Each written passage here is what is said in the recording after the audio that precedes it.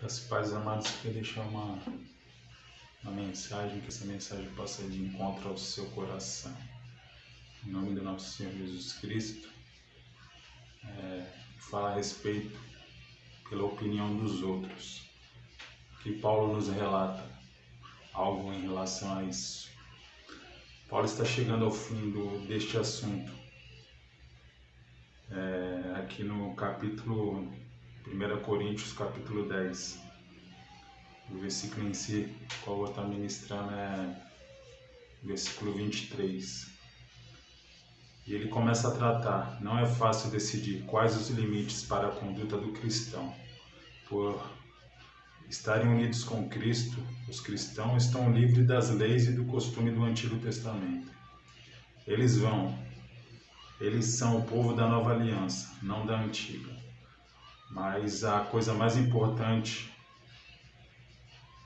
é o bem-estar espiritual dos nossos irmãos, que são fracos na fé. Portanto, de boa vontade, o cristão forte e maduro abre mão dos seus direitos a fim de não prejudicar os mais fracos. Os cristãos em Coríntios, aqui a igreja de Coríntios, a qual na época ele está relatando, devem seguir o exemplo de Cristo, assim também como Paulo está fazendo. E aqui em 1 Coríntios, no versículo 23, aqui a palavra está dizendo: alguns dizem assim, podemos fazer tudo o que queremos, sim, mas nem tudo é bom.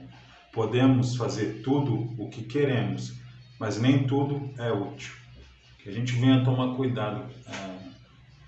Claro que não existe ninguém perfeito. O único perfeito é Jesus Cristo, com as nossas condutas, que há uma nuvem de testemunha ao nosso redor. A menos que a gente espere, sempre tem alguém nos olhando, e nem sempre com olhar de admiração, às vezes com olhar de te apontar algo. A gente entende que quando a gente se converte, a gente tem que ter uma postura um pouco mais correta, uma conduta íntegra. E é isso que Paulo está me chamando a atenção em relação a isso. E você venha se atentar em relação a isso. E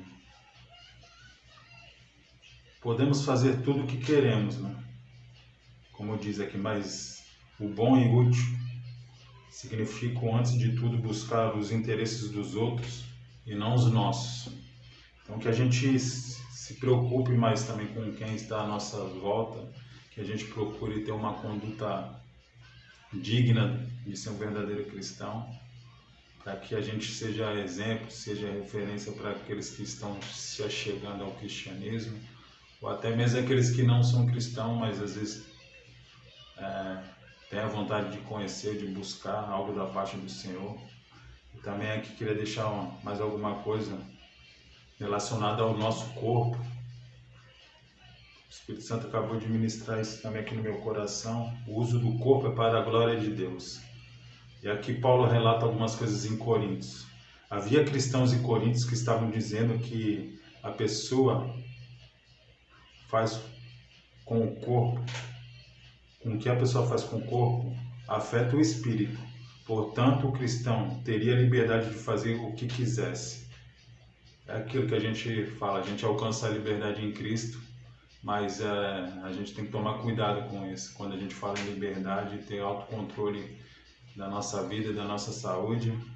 E Paulo está falando aqui: portanto, os cristãos teriam liberdade de fazer o que quisesse com seu corpo, até mesmo ter relações com uma prostituta. Paulo falando: por isso nada teria a ver com seu espírito.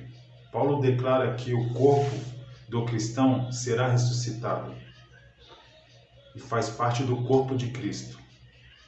É templo do Espírito Santo e pertence a Deus, o nosso corpo. Portanto, o corpo deve ser usado para a glória de Deus.